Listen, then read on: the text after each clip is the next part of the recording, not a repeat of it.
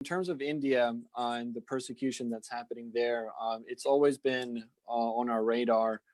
But I would say that most recently, India became even more of a troubled spot for us once Prime Minister Modi took power in 2014. Christians are regularly marginalized from society and discriminated against in terms of access to public programs. They are systematically sidelined from government quotas meant for minority communities in government assistance programs. Both federal and state governments who are expected to promote the interest of the weaker communities are discriminating against Christians. The Constitution of India, as was mentioned already earlier, strongly protects the freedom of religion for all individuals, including the right to proselytize. Currently, anti-conversion laws have been enacted in 8 states, explicitly citing the issue of fraudulent mass conversions to Christianity as a justification. However, India's population data does not support this conspiracy of mass conversions to Christianity. In 1951, the first census after independence, Christians made up 2.3% of India's population. According to 2011 census, the most recent census data available, Christians make up 2.3% of the population still.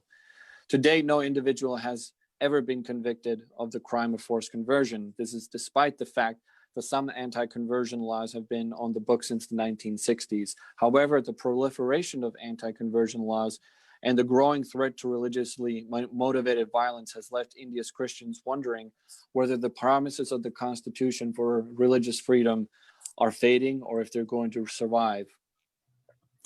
However, known Hindutva organizations pursue mass conversions by conducting Kar Waspi, the homecoming ceremony, with absolutely no interference from the local police or other authorities.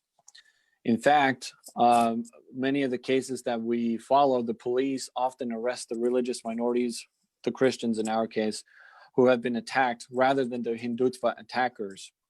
We've seen cases when the spirit of the anti-forced conversion law is used for the justification of these arrests.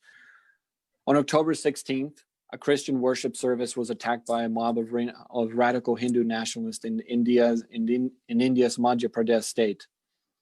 After being falsely accused of engaging in forced religious conversions, a pastor and 7 other Christians were taken into police custody.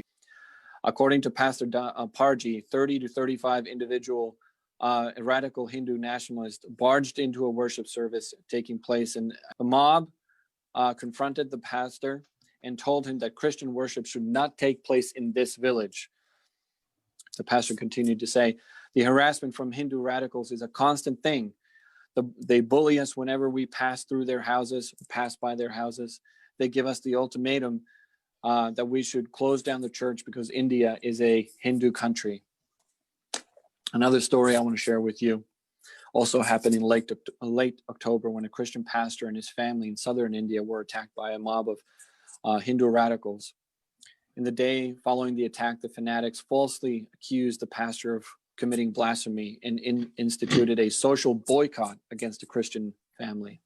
So we celebrate the designation or the recommendation that USCIRF has made to the US State Department on recommending that India be labeled as a country of particular concern. Cases like these that I've just mentioned are commonplace for us here at ICC as we get the reports from individuals on the ground, from different Christians on the ground.